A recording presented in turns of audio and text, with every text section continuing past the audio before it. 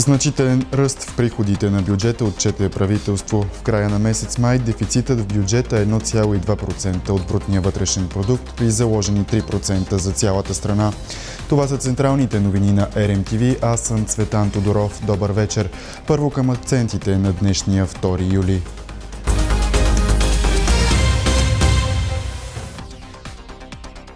Заради пътуващите през летния сезон, премиерът Росен Желязков разпореди строг контрол и солени глоби по пътищата за нарушителите.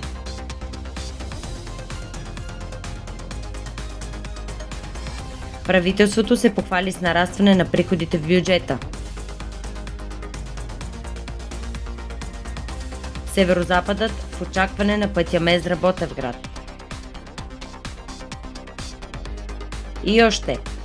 Пътната агенция започва ремонт на пътя Видин-Монтана.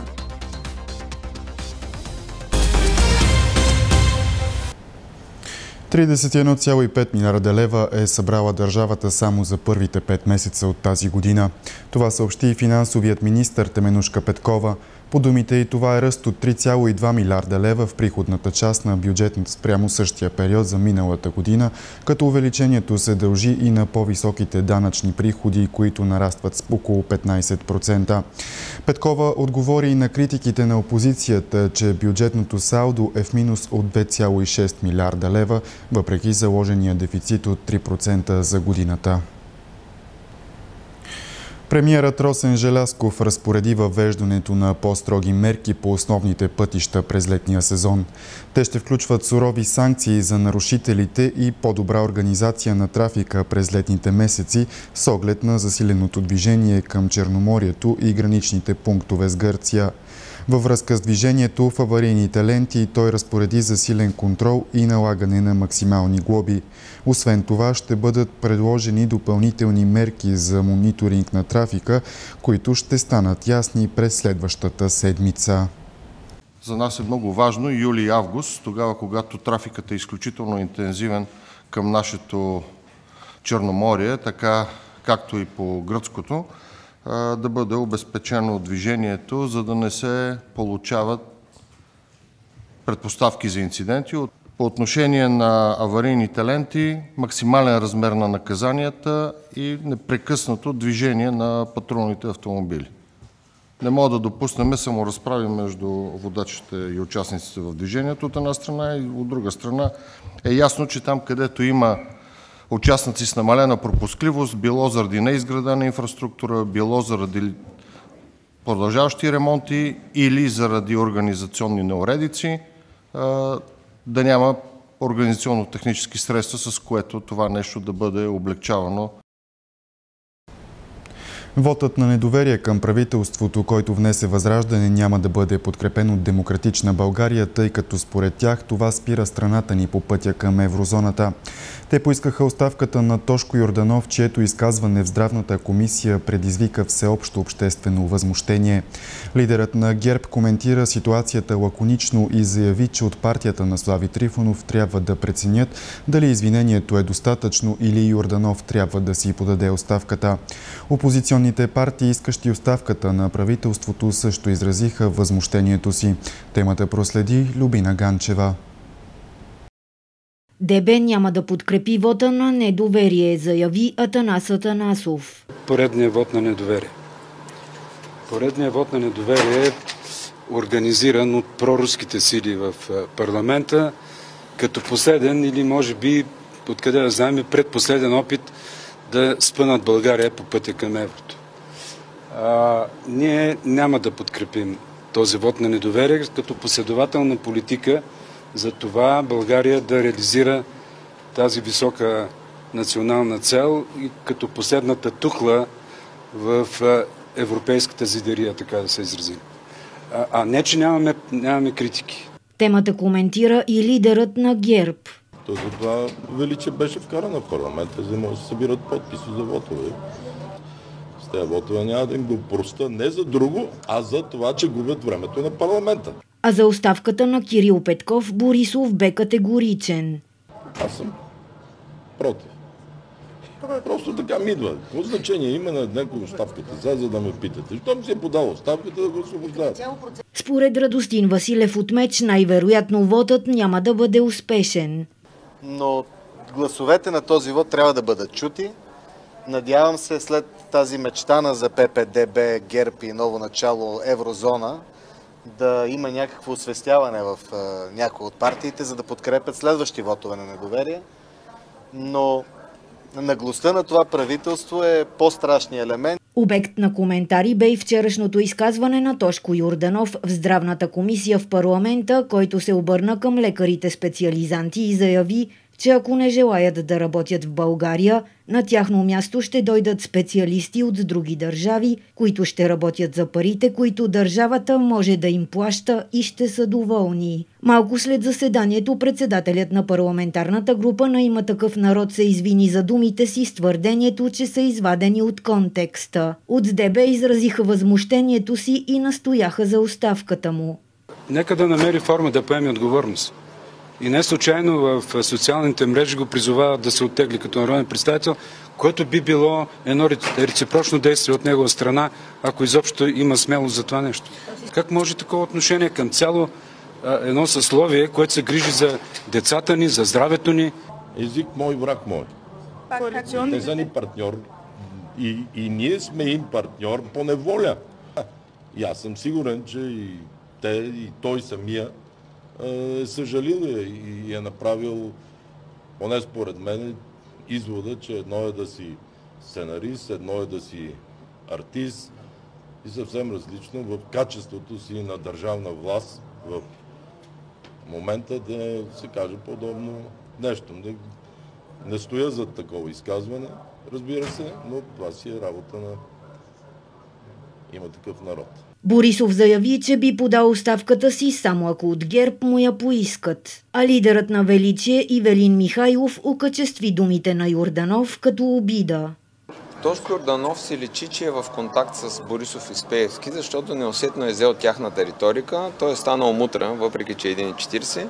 Започнал да говори по начин, по който хората са второ качество, а той е някакъв богоизбран. Това е традиционно изказване за Тошко Йорданов. Това е еманация на неговата простащина, която вече в хоризонта на безвремието, който се очертал при тях, няма какво да го спира да говори така. Това беше изключително срамно и недостойно изказване. Извинявам се на българските медици за това, което каза Тошко Йорданов. И подчерта, че Йорданов трябва да подаде оставка. Безотговорното говорене от трибуната на парламента се пренесе и към българските граждани и младите хора. Това заяви президентът Румен Радев по повод думите на Тошко Йорданов от ИТН към младите медицински специалисти. Държавният глава акцентира и върху закъснелия отчет на Финансовото министерство за месец май и призова за ясна визия на финансовата политика и икономиката на страната ни. Коментар за скандалното изказване на Тошко Йорданов към младите медицински специалисти направи и президентът Румен Радев. Това безотговорно говорене от трибуната на парламента някак се пренесе в говоренето спрямо българските граждани и младите българи. Не го намирам за нормално, защото ние по тази логика дайте да се внесем депутати за по 500 лева. Може пък те да бъдат по-отговорни и по-ангажирани с младите хора на България. Радев апелира за ясна визия относно финансите на страната ни. Докато общественото внимание е ангажирано с вътрешнопартийни драми, с носталгия по отминало премиерстване, мерене на заслуги, черни пантери, в същото време дупката в бюджета скочи вече на над 2 милиарда и половина. Разходите неудържимо изпреварват приходите.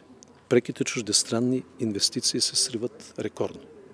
И на този фон все по-неубедително звучат успокоенията на властта за цените, при положение, че вече техните собствени контролни органи започват да ги опровергават. Той настоя и за ясни мерки за преструктуриране на българската икономика, така че тя да стане конкурентно способна. Как ще се излезе от тази спирала, в която сме в момента?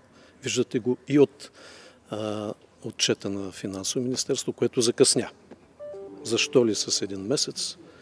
Виждаме го и в доклада на Европейския семестър. Държавният глава коментира и, че според експертите в бюджета има заложена нереалистично висока събираемост, което вероятно ще доведе и до промяна на параметрите му през тази година.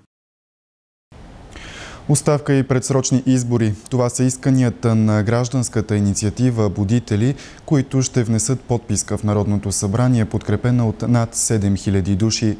Организацията настоява за оставка на председателят на парламента Наталия Киселова и на кабинета Желязков, който го определя като нелегитимен. Исканията им включват още незабавно разпускане на 51-то Народно събрание и провеждане на предсрочни парламентарни избори, заедно с национален референдум за еврото. Предстои още утре подписката да бъде внесена в деловодството на парламента. Депутатът на Алианс за права и свободи Мюмюн Мюмюн напуска парламентарната група на фракцията. Това обяви от трибуната на Народното събрание председателят Наталия Киселова. Така поддържащите Ахмед Доган народни представители остават 16, а независимите депутати са 3. Освен Мюмюн, Алианс за права и свободи напуска бившият председател на ДПС Джевдет Чакъров и Ваня Василева, които преминаха в лагера на Делян Пеевски. А Мюмюн отправи критики в социалната мрежа към Ахмед Доган заради бездействието му. През изминалите месеци изразявах своето недоволство от липсата на представителство от страна на господин Доган. От изборите до сега почитаният от нас през всички тези години лидер трябваше да бъде при кметовете на общини и по областите. Сега се чудим защо кметовете вече не са с нас. Ами защото се чувстват предадени и оставени да оцеляват сами. Дори кметът на Минерални бани господин Искендер не усети моралната подкрепа на лидера си след всичко, на което беше подложен и преживя през последната почти една година. Нещата можеха да бъдат много по-различни, ако господин Доган действаше навременно. Дори можехме да запазим своята партия. Правителството ще отпусне близо 2 милиона лева за археологически проучвания и теренна консервация на 7 от най-значимите археологически обекти в България. Допълнителните средства ще позволят задълбочено изследване на важни исторически обекти, сред които първата българска столица Плиска, античната колония Аполония Понтика и средновековния град Калиакра.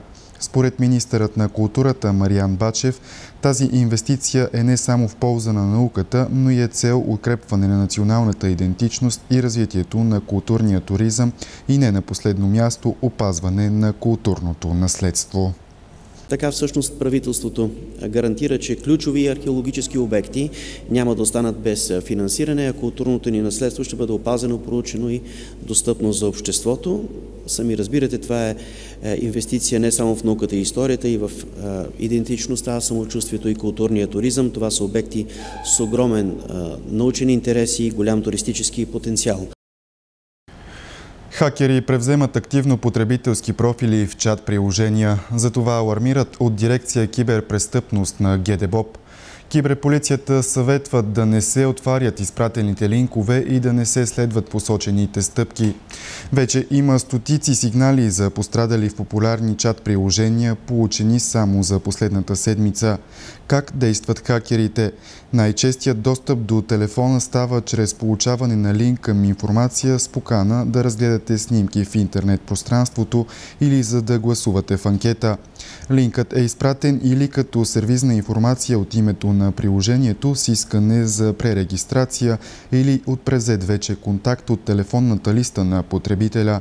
В други случаи потребителят се призовава да преведе пари с обещанието да бъдат възстановени по сметката му на другия ден. Всичките водят към страници, контролирани от измамниците, които изискват въвеждане на телефонен номер, лична информация, SMS-код за потвърждение и други. Експертите по киберсигурност препоръчват тези съобщения да бъдат игнорирани и предупреждават, че са в ход активни фишинг кампании, които целят да извлекат лични данни или да придобият информация от потребителите чрез приложението от момента на регистрацията в него, както и от превзетият вече профил да бъдат изпращани различни съобщения към други потребители. А сега към северозапада, където всички са в очакване на отварянето на пътя Мездра-Ботевград. Регионалният министър увери, че това ще се случи на 3 юли утре. Днес обаче приемателната комисия към ДНСК е извършила втори оглед на трасето. Какво наложи повторната проверка? Има ли някакви нередности? Репортаж на Мирослава Георгиева. 6 години хората от северозапада си чакат пътя, за да не обикалят по алтернативни трасета, удължаващи пътуването с десетки километри. Едни от най-потърпевшите от строежа на пътя Мездра-Ботевград са жителите на селата Ребърково и Люти дол. Търпехме пепел, кал, шум тия години и се надявам, че утре най-вече да го пуснат, но всичко зависи от АПИ. Пътя е готов. Даже и съм минавал по пътя до Мездра, което е прекрасно. Стига се за около 5 минути, чудесно се пътува, всичко се изпълнява както трябва. Особено лот 2 Мездра пътен възел Люти дол, тежък участък, обаче тия работиха сутрин от 6 вечер до тъмно. Не такова беше мнението на Института за пътна безопасност, които също направиха обстоен оглед на трасето. Според тях, пътят Мездра-Ботевград е все още строителна площадка. Има високо рискови точки, които могат да доведат до тежки пътно-транспортни происшествия. Проблемите, които имаме, са отново дренаж, маркировка, на места имаме износване, тъй като тези лотове, разбирам, са били пускани и преди, така че това трябва да бъде възстановено. И още. Има проблем с проектирането на тези съоръжения. Тоест, те имат работна зона, която няма да функционира, защото са в изключителна близост до бетонови стени. Никаква дефлекция, т.е. при удар ще имаме много тежки последствия вътре в кабината. Вместо магмена основа, АПИ вече използва седиментни скали в износващия пласт на пътната настилка, която според Института за пътна безопасност не са удачни и намаляват коефициента на сцепление. Грешно е да се вземе решение да се пусне пътя утре. По мои разбирания, възложителя предлага да се забави пускането на пътя. В късния следобед приемателната комисия към ДНСК издаде протокол, с който разреши въвеждането в експлоатация на пътя Мездра-Ботевград. Очаква се утре след 17 часа да бъде отворен за движение. Агенция Пътна инфраструктура започна текущ ремонт на пътя Монтана-Видин. Отсечката между пътен възел Долна Вереница и село Смоляновци е в списъка на рисковите точки. Само за последните 2 години и край Долна Вереница са станали десетки тежки катастрофи. Не по-малко са пътните происшествия и в района на село Смоляновци. С подмяната на износващия асфалтов слой и поставянето на нова оптична маркировка, пътуването по отсечката ще става по-спокойно и безопасно. От рано сутринта тежките машини са на опасния завой край село Долна Вереница. Мястото е белязано с множество катастрофи, често с фатален изход.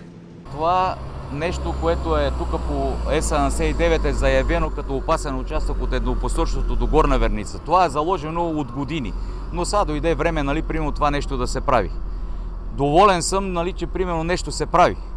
Всъщност, защото знаете, от този участък от еднопосочното до края на селото има поне 10 на 15 ПТП-та, които загинаха много хора.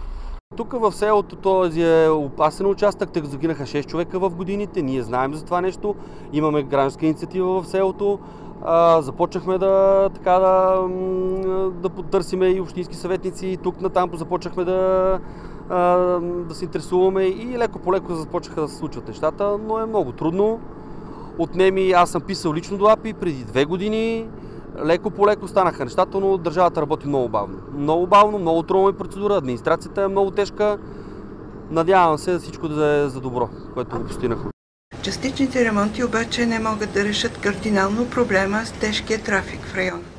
Пътя не е направен за този трафик.